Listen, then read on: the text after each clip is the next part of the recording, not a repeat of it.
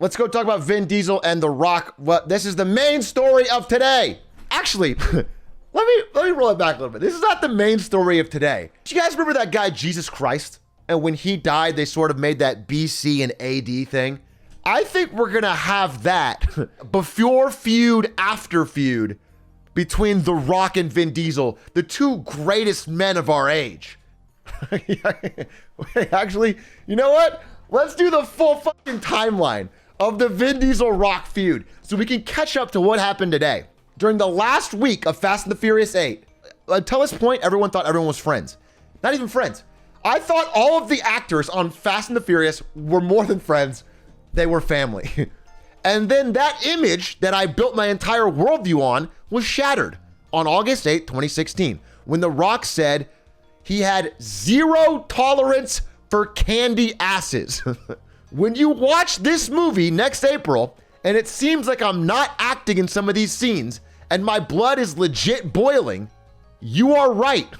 When he posted this, he didn't say who he was talking about. He just said somebody on set was being a fucking candy ass. And I, like most Fast and the Furious fans, was trying to figure it out, trying to solve the mystery. August 9th, there was an alleged secret meeting between both sides of the feud.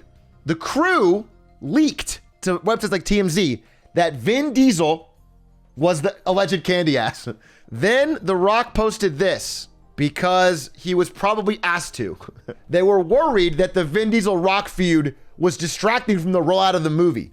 So he posted this saying, there's no greatness ever achieved alone. It's always a team effort. And like with any team that's a family, there's going to be conflict. Family is going to have a difference of opinions and fundamental core beliefs. To me, conflict can be a good thing when it's followed by a great resolution. This is written by a fucking PR firm. Jesus Christ. Then, though, Vin Diesel posted this. And to learn that your little angel learned a new word. I mean, I have to share it with you. It's more important than anything. The new word is happy.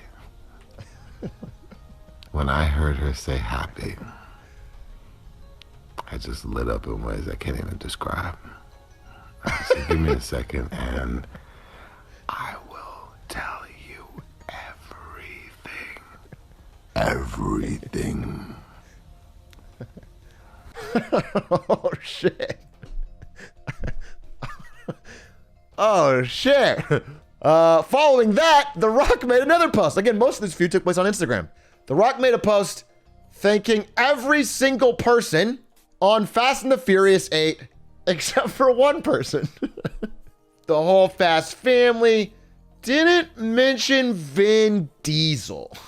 Then Michelle Rodriguez confirmed the feud. She said, this movie is bigger than all of us. It's bigger than me. It's bigger than Vin. It's bigger than Dwayne and all of us involved.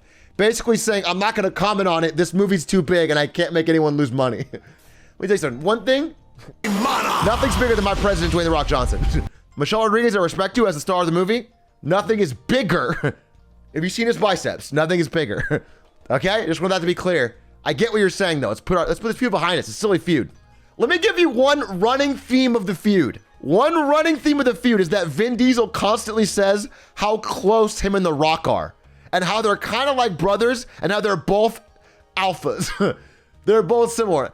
And The Rock always says either nothing or that Vin Diesel's a candy-ass punk who he hates.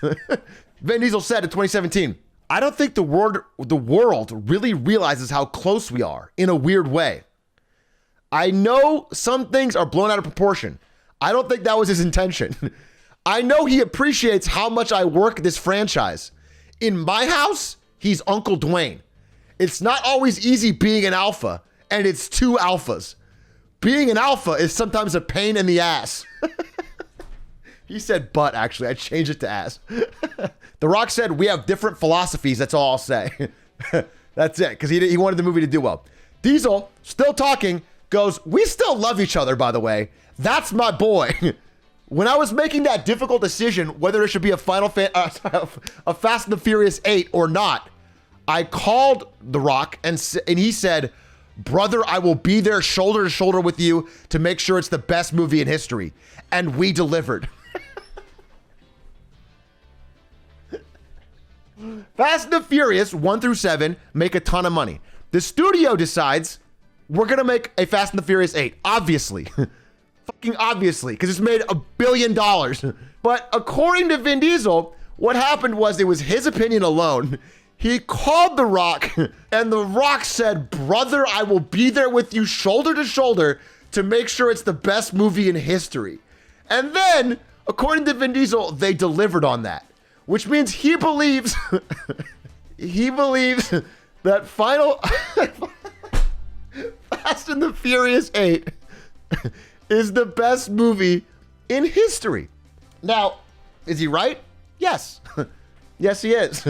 But that's still a crazy claim. They weren't able to film scenes together because of the beef. When they would have to do a scene together, they used body doubles and green screens. When they fight in the movie, there was literal stipulations in the contract that neither one could get more hits on the other one, nor seem to have won. They were literally not allowed to win the fight with each other so that no one could seem tougher or less alpha. It has to be even the whole time, even hits.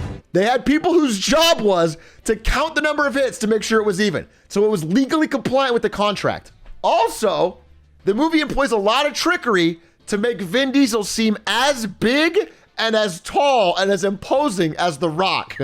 There's a lot of visual trickery. Most importantly, I'm gonna show you the handshake scene because they couldn't even be in the same room as each other. Not bad for a cop. Body double. Literal body double. This is not Vin Diesel. Till next time. Body double. Not The Rock. Not The Rock. The eye lines don't match at all. They don't match at all, dude. So when The Rock's filming, they make Vin Diesel look like a little baby. And when Vin Diesel's filming, The Rock parted ways. He went to do a spinoff because his character was very successful. He did the Jason Statham spinoff, but he did not appear in the main franchise. Now, as Fast 10 approaches, we got this post from Vin Diesel. My little brother Dwayne, already sort of sunning him a little bit, already trying to alpha him a little bit. The time has come. The world awaits the finale of Fast 10. As you know, my children refer to you as Uncle Dwayne in my house, as we all know, because you keep bringing up that he's Uncle Dwayne. I don't think he comes over to your house very often. There is not a holiday that goes by that they and you don't send well wishes. I love that he's letting everybody know that he gets well wishes from The Rock. But the time has come. Legacy awaits. I told you years ago that I was going to fulfill my promise to Pablo. I swore that we'd reach out and manifest the best Fast in the finale that is 10. I say this out of love, but you must show up. I hope that you rise to the occasion to fulfill your destiny. This is pretty big for a movie about people going to space in a Pontiac.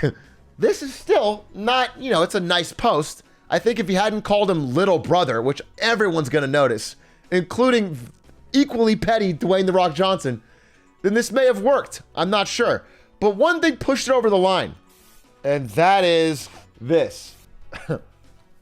In this Instagram photo, Vin Diesel edited it, confirmed edited it to make himself bigger and to shrink The Rock's head. This is the actual photo. This is how it appeared. It might literally be the pettiest thing of all time. He is trying to get a megastar back to make his 10th movie another $1 billion. And he still has to call him little brother and edit his face to be smaller. It's baffling. I have a plea to make. And this is from a fan. You know what? The Rock and Vin Diesel, they're both stronger than me. They're both bigger than me. From a fan, I plead you. Little do you know. End the beef. Make Fast 10 the best movie it can be. I love the Fast and Furious series. I always have. Every time a new one comes out, I go to my friend Brian's house and we marathon all the previous ones. And we get really drunk and then we stumble to the movie theater and we watch the new one. And every time we've done it, it's been a blast. I want to do it again. And I want The Rock to be in it. And you know what would be even better? If you don't solve the beef, but you still do the movie. So we can get more wild ass scenes of you guys fighting.